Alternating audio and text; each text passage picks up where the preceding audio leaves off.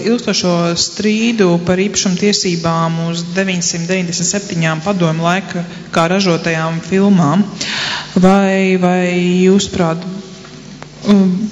būtu šīs filmas jāatstāja kā tautas īpašumā? Vai jūs esat gatavi kaut kā aktīvāk iesaistīties, lai cīnītos par šīm filmām? Viennozīmīgi jā, un tur ir jātiesājās un jāuzvar. Es savādāk risinājumu šeit neredzu. Tiesāšanās notiek, viņa ir turpinājusies šajā pusotra gada laikā, bet es domāju, ka jānonāk līdz tai situācijai, ka tiesa izskat šo jautājumu pēc būtības. Tas varētu būt pēc gada laikam, kad tas varētu tuvākā tiesas sēde notlikta.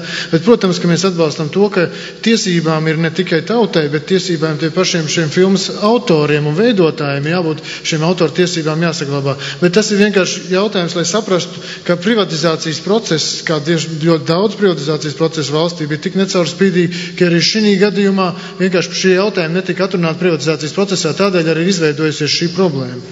Var, protams, diskutēt par to, bet Eiropā ir tā praksa, ka autori un izpildītāji ir tie, kas ir ieguvēji, un, protams, arī tur nāk visādi līdzmaksājumi autoru tiesībās, un tā kā tas ir pēc būtības civilizēta eiropeiski, šis jautājums ir jāatrisina, un es paļaujos, ka tiesa tiešām to izdarīs. Šobrīd tiešām to var atrisināt tikai juridiskā ceļā, bet es domāju, ka šiem cilvēkiem, kas tagad izmanto mūsu tautas bagātību un arī to autoru radīto bagātību, es nezinu. Te ir tas, ka dažkārt mums pietrūks goda prāta atsevišķiem cilvēkiem.